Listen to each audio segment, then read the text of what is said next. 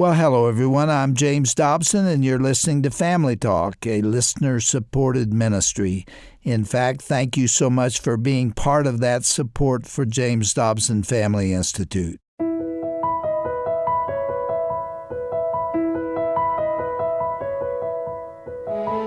Well, welcome to Family Talk. I'm Roger Marsh. You know, there's an old nursery rhyme that says little girls are made of sugar and spice and everything nice. But what about boys, remember? Well, in just a moment, we're going to explore the unique world of boys, how they think, how they feel, and what struggles they face as they grow up. And trust me, it has very little to do with frogs and snails and puppy dog tails. On today's edition of Family Talk, we're featuring a timeless presentation from Dr. James Dobson. It was originally part of his Bringing Up Boys teaching series. During this presentation, Dr. Dobson unpacks the nature and thought processes of young boys. He identifies their anxieties and fears, and he opens up about some painful experiences from his own childhood that actually helped shape to who he became in later years. Dr. Dobson will also address some tough realities facing boys today, including bullying, peer pressure, and wounds that can last a lifetime if left unaddressed. For moms and dads listening, this broadcast will help you better understand and parent and love your sons. Now, before we begin today's broadcast, I want to remind you that right now, every gift to Family Talk will be matched dollar for dollar through the Dr. James Dobson Memorial Matching Grant. That means your donation will have twice the impact in strengthening families and sharing biblical truth for up to $6 million. And that's going on now through December 31st. So to double your impact, you can visit drjamesdobson.org. Now, I should note that today's program does address sensitive topics, including bullying and threats to child safety. It may not be suitable for young listeners, so parental discretion is definitely advised. Here now is Dr. James Dobson with his presentation titled Wounded Spirits on today's edition of Family Talk. Well, we've been talking about boys on this series that has taken us in many directions. We've been talking about why boys are like they are, how they think, how they're different from girls, and most importantly, why they are in such trouble today. And it is certainly true. Every index of psychological and physiological health is showing that boys are doing very poorly, more so than girls. The truth of the matter is, it's the boys that are really going down. Now, not all of them, but far too many of them are. And so we've been talking about the reasons why. The most important one, of course, is the disintegration of the family. That just unsettles both boys and girls, but it's even harder on boys than it is girls because they're more volatile than girls are. And because of that, you have the absence of fathers or the lack of involvement of fathers. And so there's no role models for a lot of these kids. And that's yet another component of family breakup. We talked a time or two ago about what I call routine panic, or that tendency of families today. It's not a tendency, it's almost a certainty that everybody is going faster and faster and faster. They're exhausted, there's no time, nobody's home. And the kids really don't do well under those circumstances. And again, it's the boys that do the worst. Now, today I want to turn a corner and talk about another dimension of this problem with boys. Frank Peretti, the author, he's written a book on that subject. And he has a good reason to understand it. Frank had a huge tumor in his face when he was born, and it distorted his face. And it took him a long time to talk about it because he was so grotesque that the kids called him a monster. And he became a monster in his own mind. Can you imagine what that would be like? To feel like a monster, not only to feel maybe not worthy or not accepted, but to feel like a monster. That's the way he felt. Fortunately, the surgery was done, and Frank looks normal today, but his spirit was still affected, and that's what he calls wounded spirits. It is that circumstance where we go through a crisis of confidence that cuts all the way to the soul of a child and stays with them throughout life. And it is very evident for many young people today, not just because they are physically distorted in one way or another, but because they are perhaps abused at home, or they are ignored or neglected or mistreated. I saw a study where the researchers found that in the United States alone, 325,000 kids are sexually molested every year. 325,000 of them. And they are, in some cases, involved in pornography. In some cases, they're involved in prostitution. And then sexually abused in one way or another. 325,000 is far more than the researchers expected. Now, who's doing this kind of thing? Who would do this to a child? Well, sadly, it is not the greasy tramp that's hanging around a mall or a restroom. 47% of those kids are abused by their own families, by relatives. And 49% of them are abused by an acquaintance or somebody that the child has reason to trust. Only 4% are abused by a stranger. It's happening right at home. See, all of these things I've been describing, all of them linked to the same issue. It has to do with the breakup of the family and with all of the things that flow from that. Now, when you're talking about wounded spirits, I think it's really important to talk about the impact of the culture. And I've dealt with that in my book, Bringing Up Boys, especially the entertainment industry. You know, the filth, the utter filth and the violence and the illicit sexuality that is pumped into the veins of our kids from very, very early in life makes a profound impact on them. I talked in this book again about the movie that came out called Scream. You remember that? Remember the movie Scream? I hope you didn't see it, and I'm most assuredly hope that your children didn't see it. Scream opened with a girl being murdered in a brutal way, and then the murderer cut her open and disemboweled her and hung her on a clothesline for her mother to find. Now, this was the most popular movie teenagers saw during that era. That is incredible that nobody yelled about this. Horrible stuff. It's produced by Miramax, which is owned by Disney. Thanks a lot, Michael Eisner, for doing this to our kids. Take the money and run, sir. You and the rest of the Hollywood moguls. I get angry when I think about what you're doing to our kids. What did he do? He turned around and made Scream 2 and Scream 3 to exploit the kids even more. I'm also very, very concerned about the emphasis on body image that is coming out of Hollywood. No kid feels he can measure up. No kid feels entirely adequate because there's no way, as a little girl, for example, that she can match the sculptured, surgically improved body of the girls and women on Baywatch.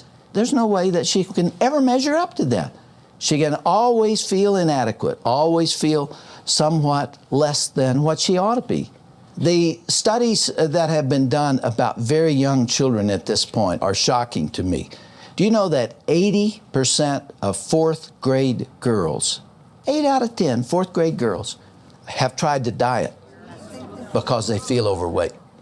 50% of all children between 8 and 11 are dissatisfied with their weight. So we tell these very little kids, you're a fool, you're a failure, you don't look right, there's something basically wrong with you because you can't measure up. In the South Pacific Islands, they began to get American television. And so for the first time, Fijian girls were exposed to Melrose Place and Beverly Hills 90210. And so they were getting this kind of trash given to them for the first time. And it had an immediate impact on them. And they started talking to others about being too big and too fat. 62% of them attempted to diet as soon as they saw that. And this is beamed all over the world. Can you imagine, folks, in Kenya, these little children in the Maasai warrior tribe sitting in a mud hut now have access to MTV? See, we're exporting that stuff all over the world, and it's having a great impact on kids. Girls are experiencing it. Boys are suffering in some ways even more.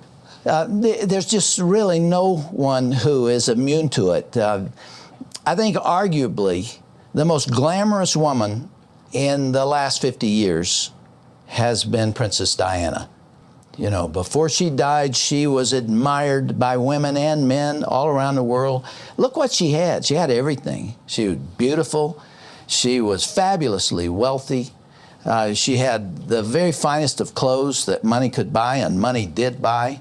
And everywhere she went, there were paparazzi, these photographers that followed her around. There's no woman that's been given the kind of attention and respect that she has, so much so that she didn't want it. And yet, Princess Diana looked in the mirror and didn't like what she saw. She felt fat. And she became an anorexic. She had an eating disorder. If that doesn't say it all, when you've got it all, you still feel like you don't have anything. And yet that's the way it has been in our culture. Now, why do I give the illustrations regarding women when we're here to talk about boys? The reason is because the research now shows that there is no difference. This is quite surprising to me. There is no difference in concern over body image between boys and girls. They all approach it the same way. And boys struggle in the same way that girls do. They all want to be powerful. And you get a little 4-year-old boy. What's he going to tell you? He's going to say, "Dad, look at this. Look at this, Dad." And he points to the place where a muscle may be someday. And what's Dad supposed to say? He's supposed to say, "Oh, yeah, you're really strong." You know, because that's what he wants to hear. What does that mean when that little boy grows up and he doesn't grow up? What does that mean for a kid that's late in developing? What does that mean for a tiny boy who is uncoordinated and he doesn't play football and he can't play basketball and he's really teased by the others? You know, kids are cruel to each other.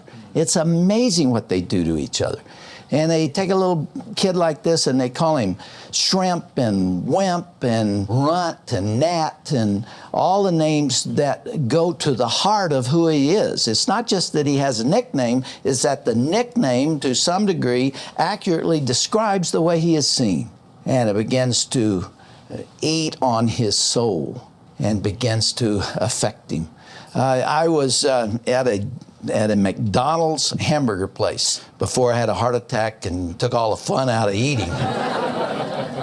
And I was sitting in the car and I was eating this hamburger, and I looked in the rearview mirror and I saw a scrawny, emaciated, starving little kitten come out on the ledge behind my car. And it touched my heart. I've always been a sucker for an underdog, or in this case, an undercat, I guess. And so I got out of the car and I walked back to this little kitten. It was so pitiful. And I tore off a chunk of my hamburger and I kind of threw it down for her. And the little kitten took a step toward it, and a big tomcat came out of the bushes and ran out and grabbed that and disappeared back into the bushes. And this little kitten also ran into the bushes. And I couldn't get her to come out again. I called her and I tried to entice her with food. And I thought, you know, this reminds me of my years as a junior high teacher. This is what the kids do to each other.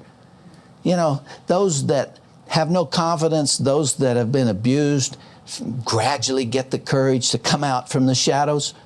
You know, and they're going to go out for basketball. I'm going to go out for basketball. They take a chance. They ask a girl to the prom or what have you. So they come out of the shadows, and then they just get mauled.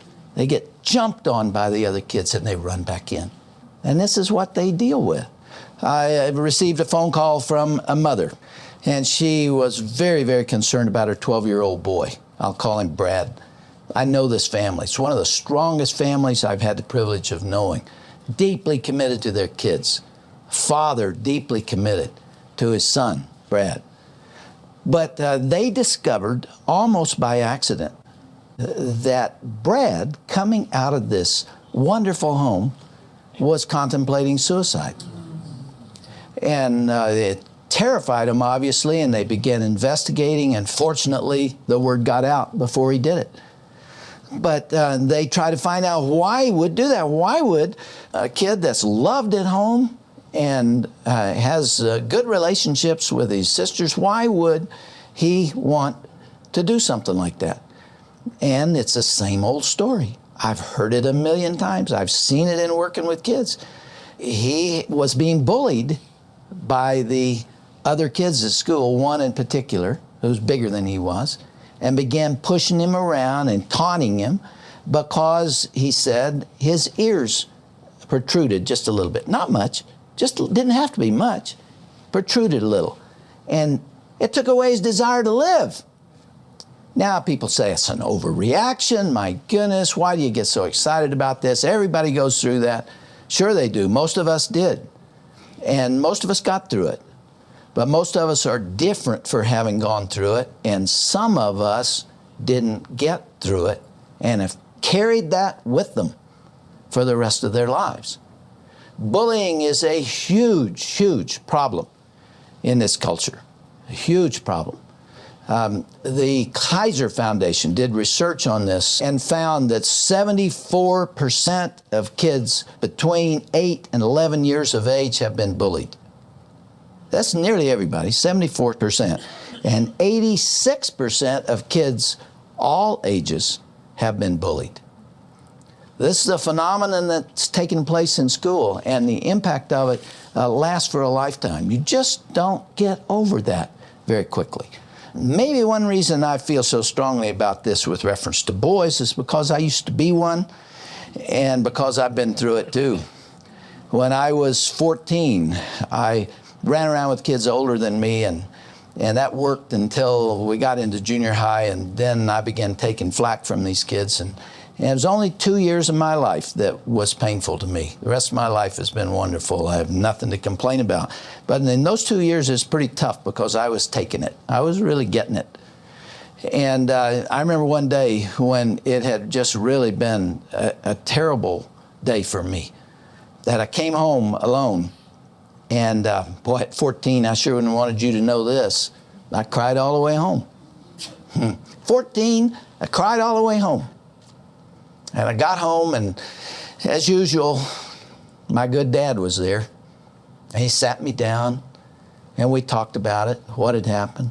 And you see, what he did is he talked me down from the precipice. This is really important for you to understand.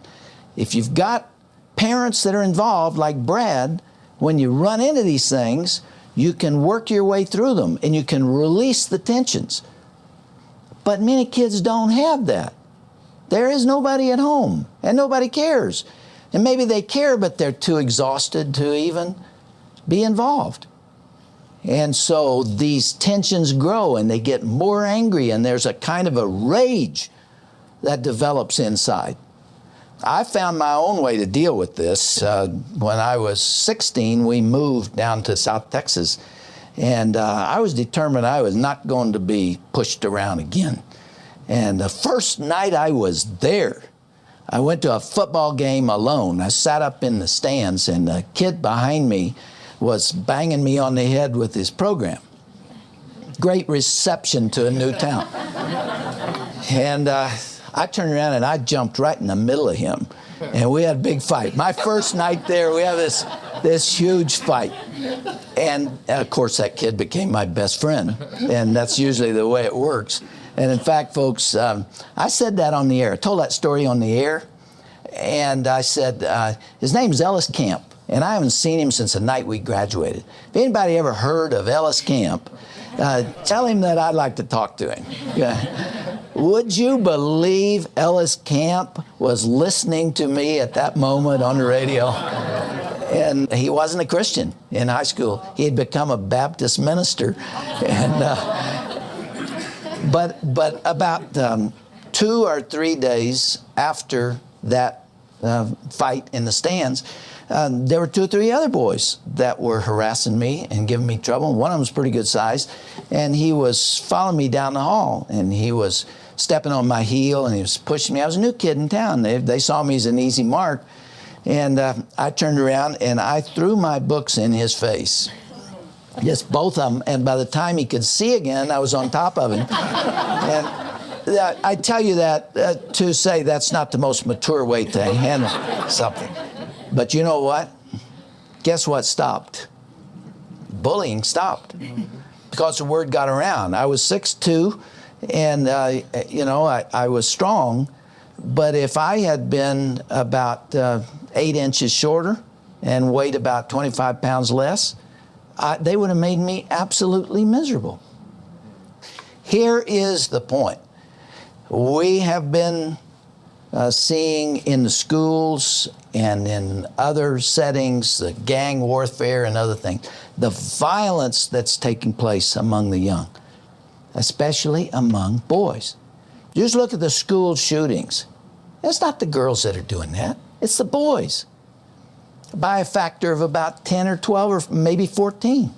It's the boys that are doing it. They're the ones who don't cope well with pressure.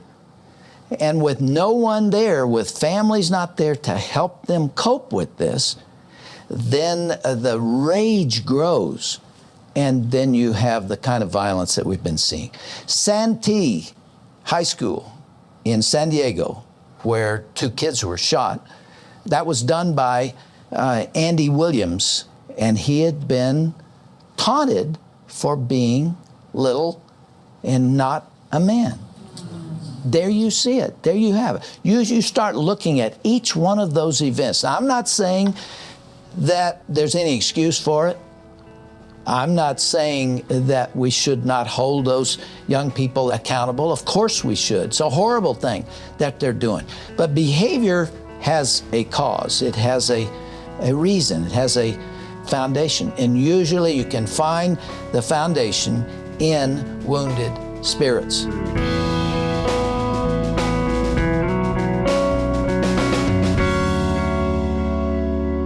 Dr. Dobson's honesty about his own struggles with bullying reminds us that no child should have to face these battles alone.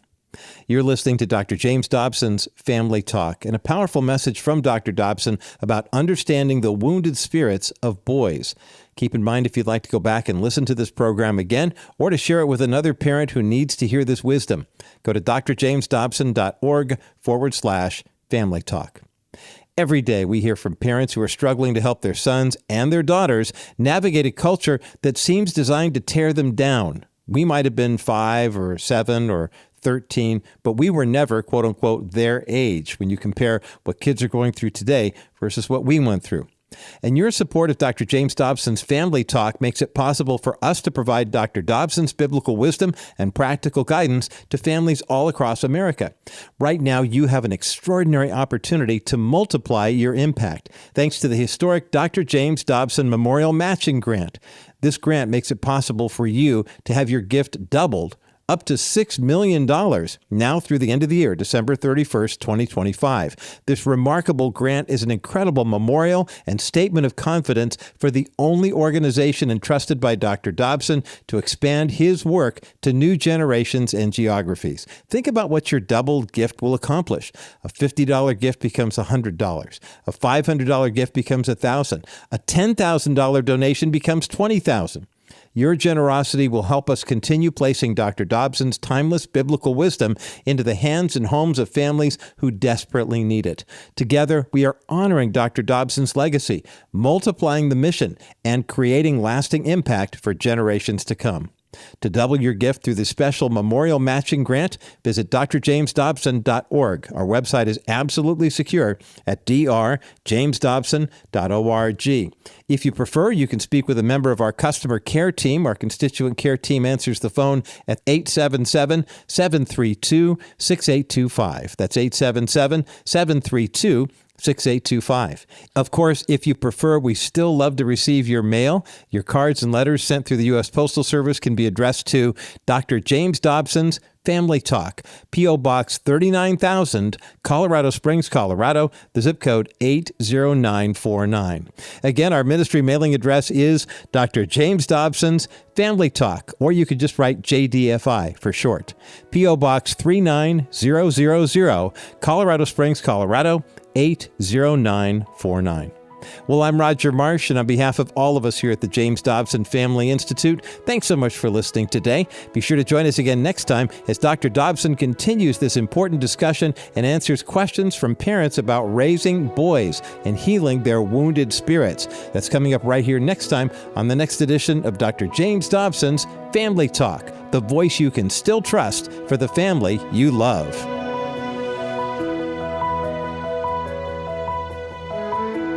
This has been a presentation of the Dr. James Dobson Family Institute.